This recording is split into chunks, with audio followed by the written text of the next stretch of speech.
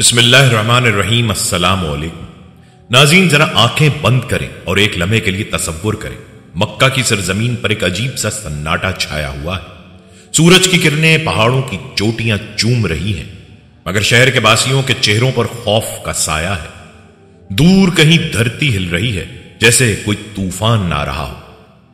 یہ ہاتھیوں کی ایک ایسی فوج ہے جو انسانی غرور، طاقت اور تکبر کا مجسمہ بنی خانہ کعبہ کو مٹانے نکلی ہے۔ ایک ایسا ہولناک لشکر جس کی قیادت کر رہا ہے ایک مغرور، طاقتور اور عیسائی بادشاہ ابرہہ۔ ابرہہ کوئی عام بادشاہ نہ تھا، وہ یمن کا حاکم تھا، مگر اس کے دل میں خانہ کعبہ کے لیے نفرت کی آگ بھڑک رہی تھی۔ مگر کیوں؟ آخر خانہ کعبہ نے اس کا کیا بگاڑا تھا؟ کیا یہ صرف مذہبی تعصب کا مسئلہ تھا، یا پھر اس کے پیچھے چھپی تھی ایک گہری سازش، ایک ایسا منصوبہ جو عرب کی روح، اس کے مرکز یعنی مکے کو دنیا کے نقشے سے مٹانا چاہتا تھا؟ یہ محض ایک حملہ نہیں تھا، یہ ایک چیلنج تھا رب کائنات کے گھر کے خلاف۔ ابرہہ نے سوچا تھا کہ وہ اپنی طاقت اور لشکر کے بلبوتے پر کعبے کو مسمار کر دے گا اور یمن کی سرزمین پر قائم کردہ اپنا گرجا دنیا کا نیا مرکز عبادت بنا دے گا۔ مگر اسے معلوم نہیں تھا کہ وہ جس در پر حملہ کرنے جا رہا ہے وہ در صرف پتھر و مٹی کا نہیں بلکہ اللہ کی حفاظت میں ہے۔ آج ہم آپ کو ایک ایسے ناقابل یقین واقعے کی تفصیل سے آگاہ کریں گے جو نہ صرف تاریخ کا حصہ ہے بلکہ قرآن پاک کی ایک مکمل سورہ الفیل اسی واقعے کی یادگار ہے۔ یہ کہانی ہے تکبر کے سرنگوں ہونے کی، ایمان کی فتح کی اور اللہ کے قدرت کے ایک ایسے جلوے کی جس نے انسانی عقل کو حیران کر دیا۔ تیار ہو جائیے کیونکہ آپ سننے جا رہے ہیں ایک ایسا واقعہ جو صرف تاریخ نہیں بلکہ عبرت، حکمت اور یقین کا روشن چراغ ہے۔ کیا آپ جاننا چاہتے ہیں کہ ابرہہ کا کیا انجام ہوا؟ ہاتھیوں کی فوج کا کیا بنا؟ اور کیسے اللہ نے آسمانوں سے ایسی فوج اتاری جو زمین والوں کی آنکھوں نے کبھی نہ دیکھی تھی؟ تو آئیے آغاز کرتے ہیں اس ایمان افروز، سنسنی خیز اور عبرتناک داستان کا۔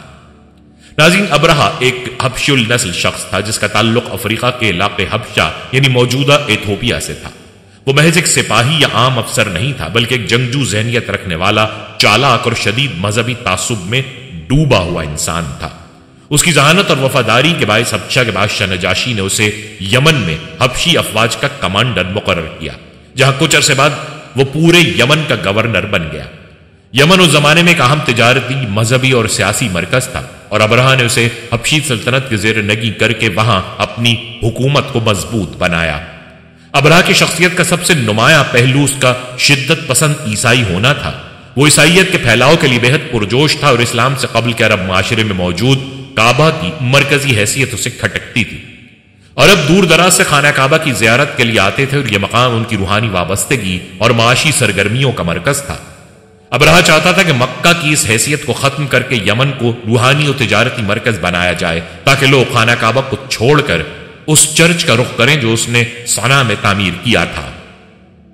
ابرہہ نے یمن میں ایک عظیم الشان گرجا گھر تعمیر کروایا جس کا نام رکھا القلیس۔ یہ گرجا اس شان و شوکت سے بنایا گیا کہ اس کے بارے میں کہا جاتا ہے کہ ایسا چرچ نہ اس سے پہلے عرب میں دیکھا گیا نہ اس کے بعد۔ اس کا مقصد صرف عبادت نہ تھا بلکہ خانہ کعبہ کی مرکزیت کو چیلنج کرنا تھا۔ مگر جب عربوں نے اس چرچ کو اہمیت نہ دی بلکہ بعض روایات کے مطابق کسی نے چرچ کو ناپاک بھی کیا تو ابرہہ کا غصہ آسمان کو چھونے لگا۔ اب اس نے فیصلہ کیا کہ اگر لوگ خانہ کعبہ کا طواف کرنا نہیں چھوڑتے تو وہ خود جا کر اسے مٹا دے گا۔ یہ فیصلہ صرف ذاتی انا یا مذہبی تعصب کا نتیجہ نہیں تھا بلکہ اس کے پیچھے سیاسی حکمت عملی بھی تھی۔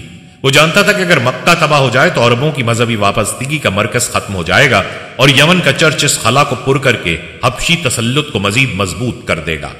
یوں ابرہہ نے خانہ کعبہ کی طرف اپنے ناپاک عزائم کے ساتھ لشکر کشی کی تیاری شروع کی، ایک ایسا فیصلہ جو اس کی بربادی کا آغاز تھا اور اللہ کے معجزے کا پیش خیمہ بھی۔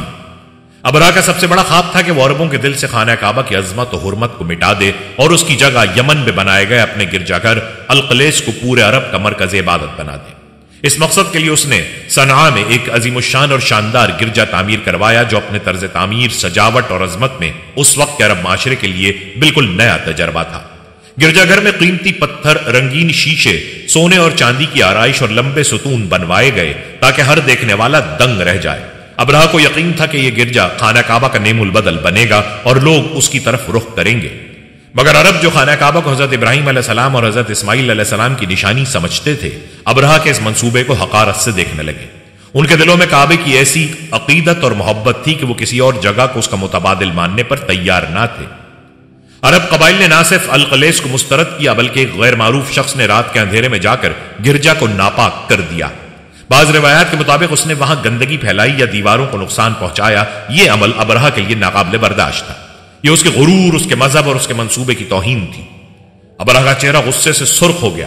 اس نے قسم کھائی کہ وہ اس گستاخی کا بدلہ ضرور لے گا، اور صرف بدلہ ہی نہیں بلکہ اب وہ اس خانہ کعبہ کو جڑ سے مٹا دے گا جس کے باعث عربوں نے اس کے گرجا کو حقیر جانا۔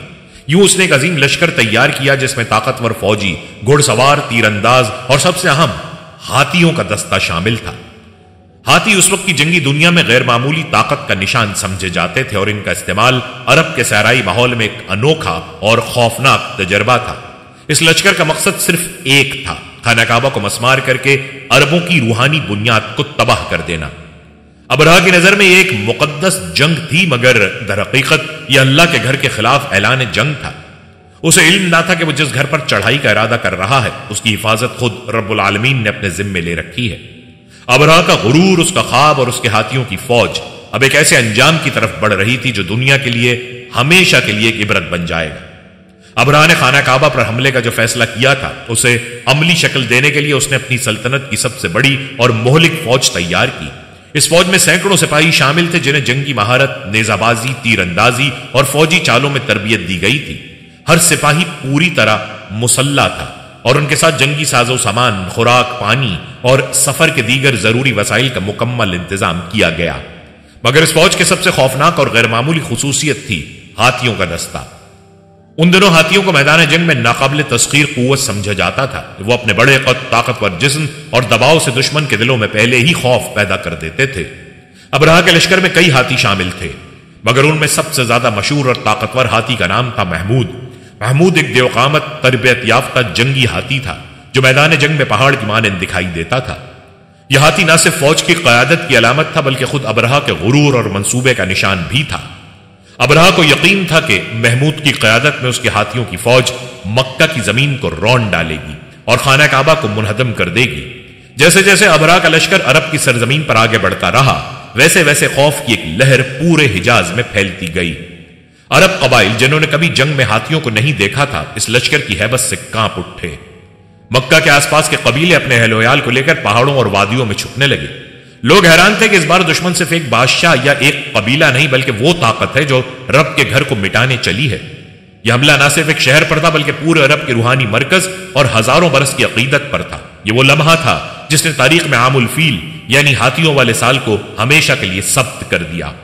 عربوں نے اس سال کو اپنی تقویم کا اہم سنگ میل بنا لیا اور بعد میں یہی سال نبی کریم صلی اللہ علیہ وسلم کی ولادت کا سال بھی قرار پایا۔ گویا اللہ نے اپنے محبوب کی آمد سے پہلے ہی اپنے گھر کا دفاع کر کے دنیا کو دکھا دیا کہ یہ سرزمین مقدس ہے اور اس کی حفاظت آسمانوں سے کی جاتی ہے نہ کہ زمین کے ہاتھیوں سے۔ ابرہہ نے جب یمن سے مکہ کی جانب اپنی فوج کے ساتھ پیش قدمی کا آغاز کیا تو وہ مکمل اعتماد، غرور اور کامیابی کے یقین سے لبریز تھا۔ اس کے ہمراہ نہ صرف تربیت یافتہ سپاہی تھے بلکہ ہاتھیوں کی وہ فوج بھی تھی جسے اس نے عربوں پر روب بٹھانے کے لیے تیار کیا تھا۔ مگر یہ سفر جو بظاہر ایک عام جنگی مہم دکھائی دیتا تھا قدرت کی طرف سے ایسے اشاروں سے بھرا ہوا تھا جو آنے والے عظیم معجزے کی تمہید بننے والے تھے۔ ابرہہ کی فوج کو سب سے پہلے سامنا ہوا نجران کے علاقوں میں موجود عرب قبائل سے جنہوں نے اس اجنبی لشکر کی نیت بھانپ کر مزاحمت کی۔ تاہم چونکہ ان کے پاس نہ ہاتھیوں جیسی طاقت تھی نہ تربیت یافتہ فوج، وہ جلدی پسپا ہو گئے۔ اس کے بعد فوج طائف کے قریب پہنچی جہاں قبیلہ بنو ثقیف آباد تھا۔ یہ قبیلہ چالاکی سے کام لیتے ہوئے مقابلے کے بجائے سفارت اور مفاہمت کا راستہ اختیار کرتا ہے۔ انہوں نے ابرہہ سے صلح کر لی اور نہ صرف اپنے شہر کو بچا لیا بلکہ خانہ کعبہ تک رہنمائی کے لیے اپنا نمائندہ ابو رغال بھیج دیا جو بعد میں عربوں کی نظر میں ایک غدار اور لعنتی کردار بن گیا۔ عربوں کی روایت ہے کہ وہ برسوں تک ابو رغال کی قبر کو سنسار کرتے رہے تاکہ آنے والی نسلیں غداری کی قیمت جان سکیں۔ مگر یہ تمام واقعات محض انسانی چالاکیوں یا خوف کی داستان نہ تھے۔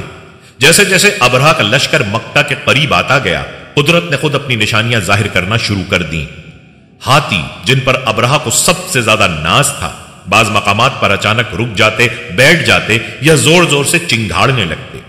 انہیں مکہ کی سمت چلانے کی ہر کوشش ناکام ہو جاتی۔ بعض روایات میں بیان ہوا ہے کہ زمین لرزتی محسوس ہوتی، کبھی آسمان پر غیر معمولی پرندے دیکھے جاتے اور کبھی ہواؤں میں عجیب سی سرسراہٹ سنائی دیتی۔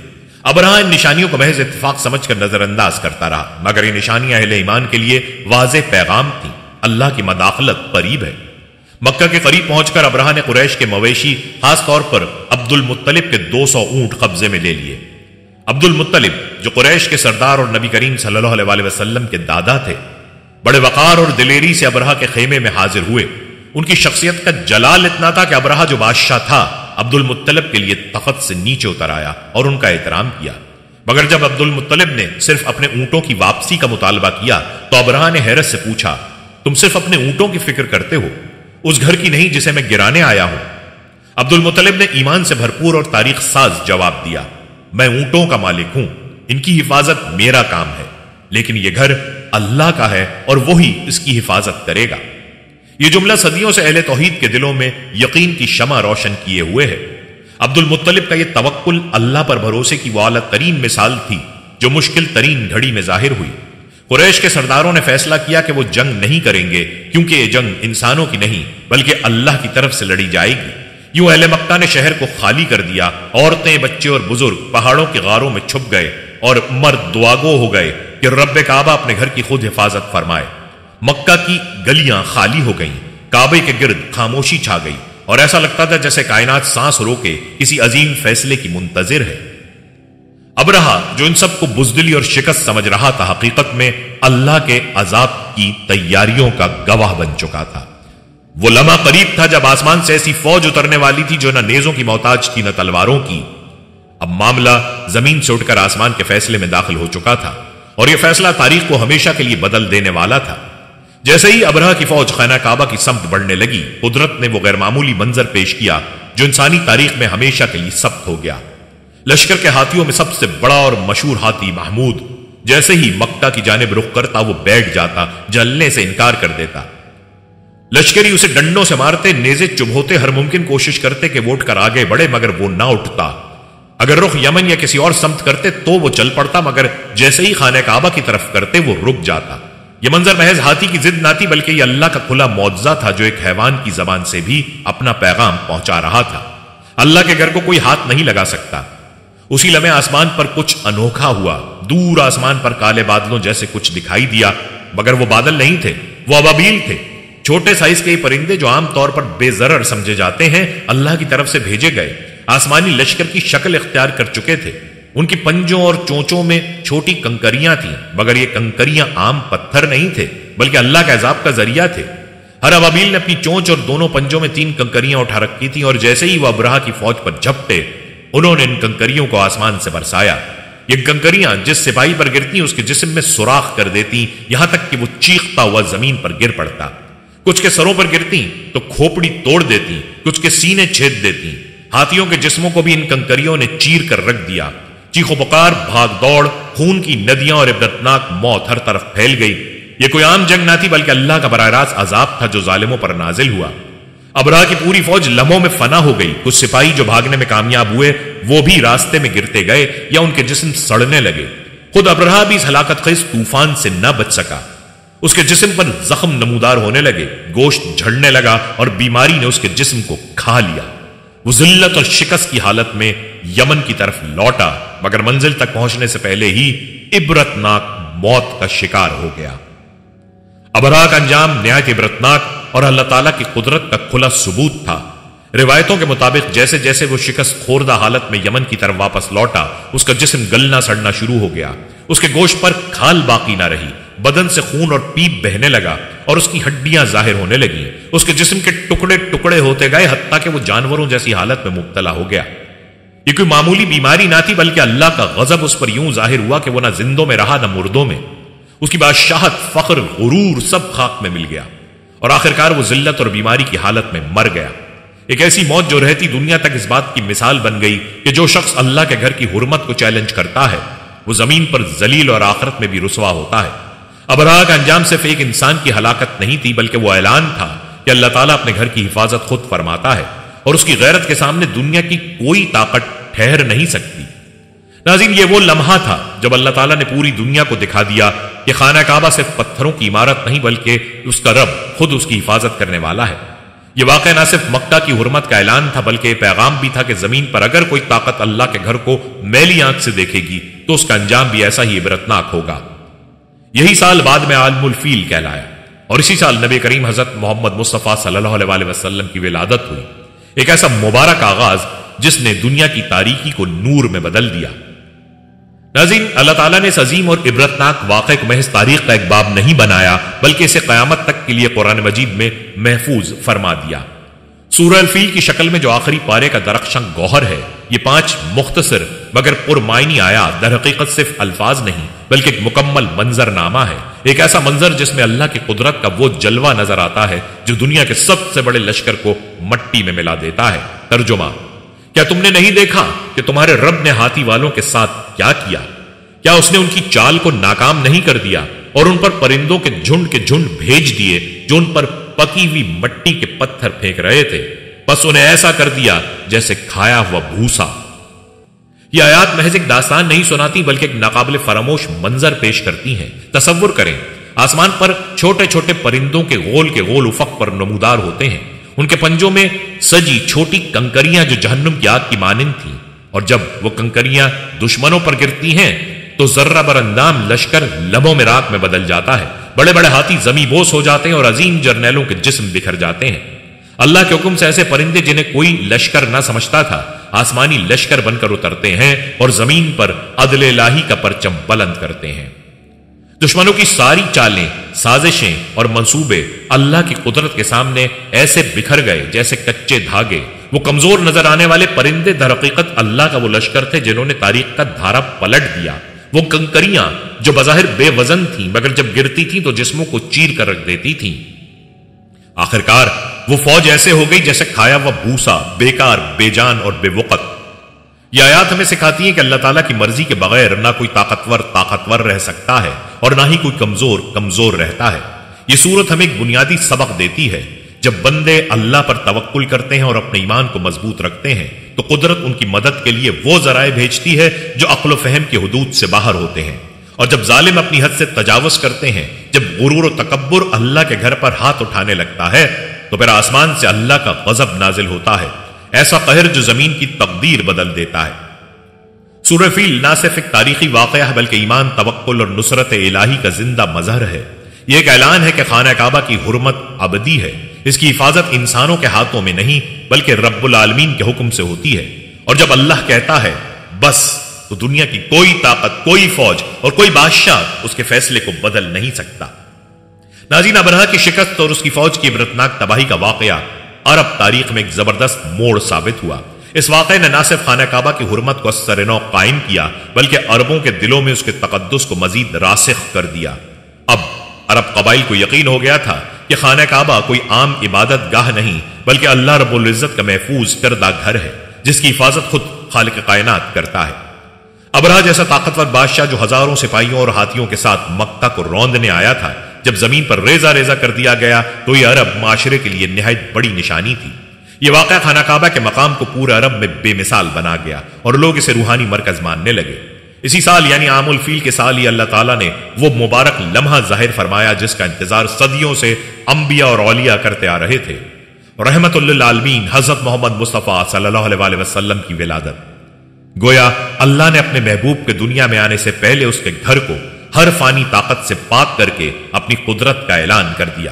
ابرہہ کی فوج کی بربادی صرف ایک جنگی شکست نہ تھی بلکہ وہ ایک روحانی پیغام تھا۔ اب اللہ کا پیغمبر آنے والا ہے اور دنیا ظلم کے اندھیروں سے نکل کر ہدایت کے نور میں داخل ہونے والی ہے۔ حضرت عبد المطلب جو اس وقت قریش کے سردار تھے اور نبی کریم صلی اللہ علیہ وسلم کے دادا، وہ خود اس واقعے کے چشمدید گواہ تھے۔ ان کی آنکھوں نے اللہ کے عذاب کو نازل ہوتے دیکھا اور انہی آنکھوں نے چند ہی مہینوں بعد اللہ کے آخری نبی کی پیدائش کا منظر بھی دیکھا۔ اس ربط نے اہل مکہ اور خصوصاً خاندان عبد المطلب کے دلوں میں نبی آخر الزماں کی آمد کے لیے خصوصی مقام پیدا کر دیا۔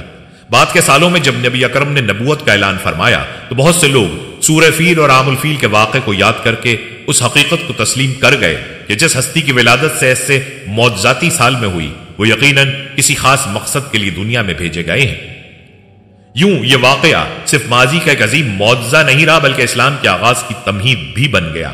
اللہ تعالیٰ نے دنیا کو دکھا دیا کہ اب ظلم، جبر اور شرک کی طاقتیں ختم ہونے والی ہیں اور حق، توحید اور عدل کا پرچم بلند ہونے والا ہے، اور یہی وہ نقطہ آغاز تھا جس نے نبی اکرم صلی اللہ علیہ وسلم کی آمد کے ساتھ پوری انسانیت کو ایک نئی زندگی، ایک نیا پیغام اور ابدی ہدایت عطا کی۔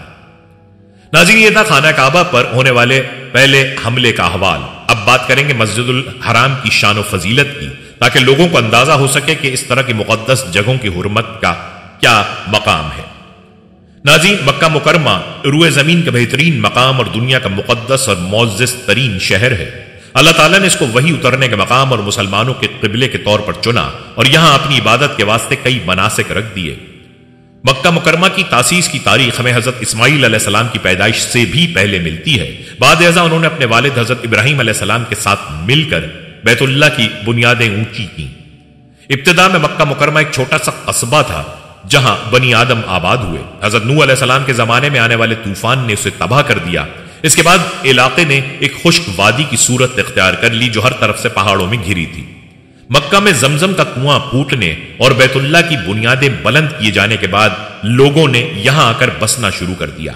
اس دوران قبیلہ جرہم کی ایک جماعت نے اس کی نگرانی سنبھال لی۔ مکہ مکرمہ میں کئی مقدس اسلامی مقامات ہیں جن میں نمایاں ترین مسجد حرام ہے۔ یہ روئے زمین پر مقدس ترین مقام ہے اس لیے کہ یہاں خانہ کعبہ واقع ہے جو مسلمانوں کے لیے نماز کا قبلہ ہے۔ علاوہ ازیں حج اور عمرے کے سیزن میں مسلمانوں کی منزل مقصود ہے۔ مسجد حرام میں اہم ترین اور نمایاں ترین مقام خانہ کعبہ ہے۔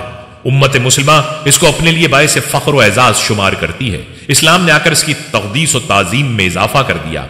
رسول اللہ صلی اللہ علیہ وسلم اور صحابہ کرام نے اس پر غلاف چڑھایا۔ احاطہ حرم میں ایک گناہ کرنا 1,00,000 گناہ کرنے کے برابر ہے اور ایک نیکی 1,00,000 نیکی کرنے کے برابر ہے۔ حرم وہ جگہ ہے جہاں گناہ کے ارادے پر پکڑا جاتا ہے اور ایک گناہ 1,00,000 گناہ کے برابر ٹھہرتا ہے۔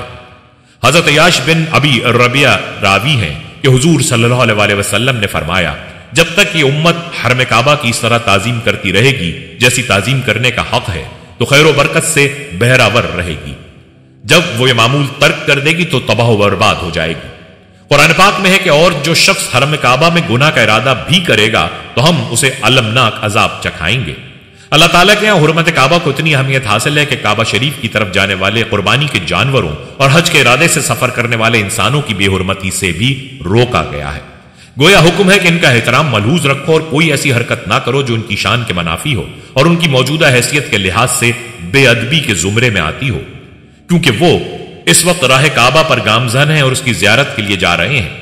کعبہ کی تاریخ پر نظر ڈالنے سے پتہ چلتا ہے جس دور میں بھی کسی نے اس کی بے حرمتی کا ارادہ کیا اور اس کی عزت و تکریم کو پامال کرنے کے درپے ہوا، بلکہ اگر اس کی توہین کی نیت بھی کی تو وہ اپنے جاہ و جلال سمیت پیوند زمین کر دیا گیا۔ اس کا شاہی دبدبہ، لاؤ لشکر، زر و مال اور جنگی ساز و سامان کچھ کام نہ آیا اور اس کا حشر قیامت تک کے لیے عبرت کا نشان بن گیا۔ حضور صلی اللہ علیہ وسلم کی تشریف آوری سے تقریباً 1000 سال پہلے کی بات ہے۔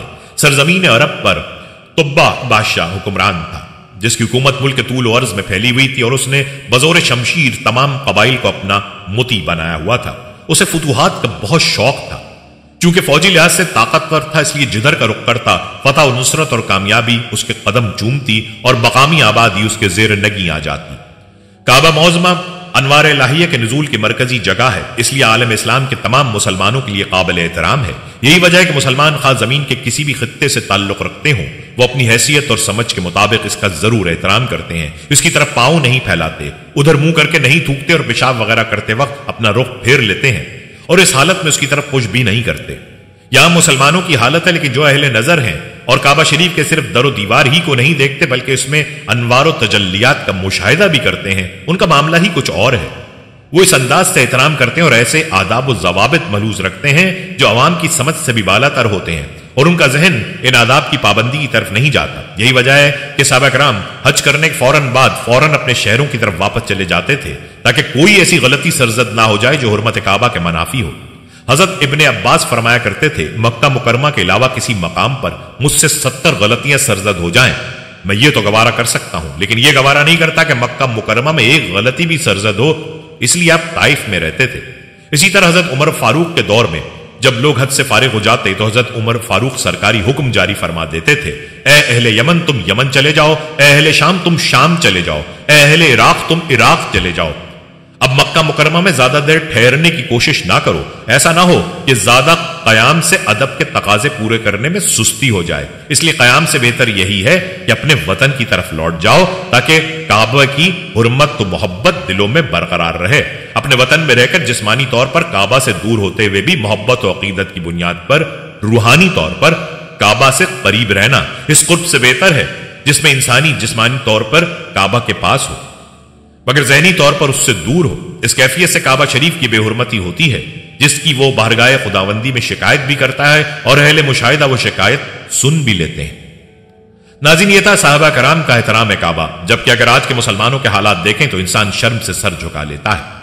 ناظرین، آج کے جید ذہن میں یہ سوال پیدا ہو سکتا ہے کہ ماضی قریب و بعید میں ایسے واقعات ظہور پذیر ہوئے ہیں جو بے حرمتی کے زمرے میں آتے ہیں مگر شواہد موجود ہیں کہ خلاف حرمت غلط حرکت کرنے والوں کی کوئی گرفت نہ ہوئی اور کسی کو ایسی سزا نہ ملی جو انہیں نشان عبرت بنا دیتی اور جس کی غیر معمولی اذیت رسانی کو دیکھ کر یہ رائے قائم کی جا سکتی کہ یہ بے حرمتی کا نتیجہ ہے۔ ناظرین، کعبہ کے تقدس و جاہ و جلال کو قائم رکھنے کے لیے بے حرمتی کرنے والوں کو فوراً سزا اس امت محمدیہ صلی اللہ علیہ وسلم کے ظہور سے پہلے دی جاتی تھی، کیونکہ اس کی حرمت کا پاسبان اعلانیہ دفاع کرنے والا کوئی نہ تھا۔ بس قدرت کا نادیدہ ہاتھ فوراً حرکت میں آتا اور بے حرمتی کے مرتکب کو آہنی گرفت میں لے لیتا تھا تاکہ دلوں پر اس کی ہیبت قائم رہے اور اس کی شقوت و عظمت کے سب قائل رہیں۔ اب یہ پاسبانی کا فریضہ امت کو سونپ دیا گیا ہے، اس کی ذمہ داری ہے کہ وہ پاسبانی کے فرائض انجام دے اور اس کی عظمت پر آنچ نہ آنے دے، اور اگر کوئی بے حرمتی کا ارتکاب کرے تو ایسی کڑی سزا دے کہ وہ عبرت کا نشان بن جائے اور اس ذمہ داری اور خدمت و نگرانی کے عوض خود اسے دنیا کی امامت عطا کی جائے اور اقتدار و جہانبانی کے لیے منتخب کر لیا جائے۔ یہ اس امت کی توہین ہے کہ اس کے ہوتے ہوئے یہ فریضہ ابابیلوں کو سونپا جائے۔ مسلمان دیگر فرائض کی طرح اپنے اس فرض اور ذمہ داری سے بھی غافل ہو گئے ہیں اور اس کی پاسبانی کا فرض ادا نہیں کر رہے۔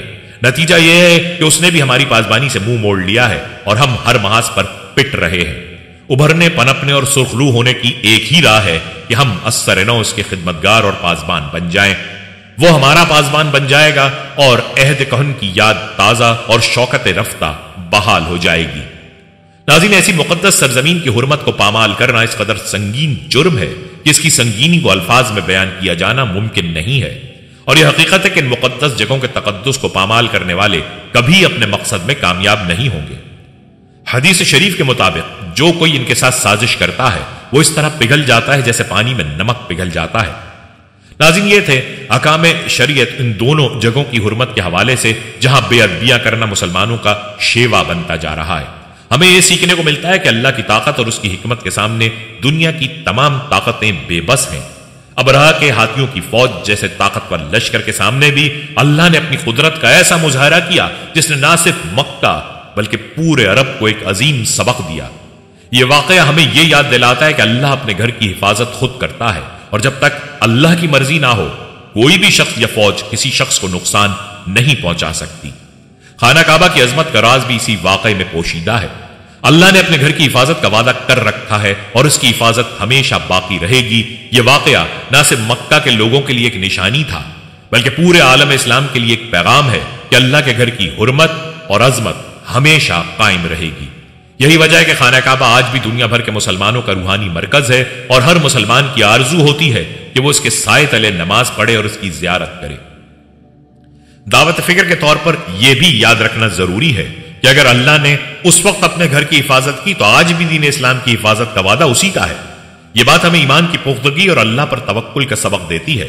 جب تک ہم اللہ کے راستے پر چلیں گے اور اس کے گھر کی عظمت کا احترام کریں گے، اللہ تعالیٰ ہمیں اپنی حمایت اور نصرت سے نوازے گا۔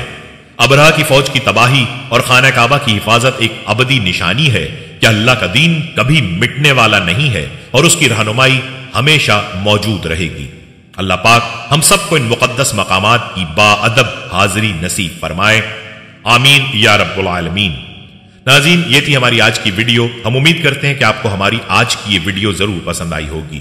اگر آپ کو ہماری آج کی ویڈیو پسند آئی ہے تو آپ سے گزارش کرتے ہیں کہ آپ ہمارے چینل کو ضرور سبسکرائب کر لیں اور ساتھ ہی لگے بیل کے بٹن کو بھی پریس کر لیں تاکہ آپ کے پاس ہماری آنے والی مزید معلوماتی ویڈیوز کا نوٹیفیکیشن پر وقت ملتا رہے۔ سبسکرائب کے ساتھ ساتھ ہماری ویڈیو کو لائک بھی کریں اور اپنی قیمتی رائے کا اظہار کمنٹس میں ضرور کریں۔ کمنٹس میں آپ اپنے سوالات بھی ہم تک پہنچا سکتے ہیں۔ اللہ تعالیٰ آپ کو اپنی حفظ و امان میں رکھے، آمین۔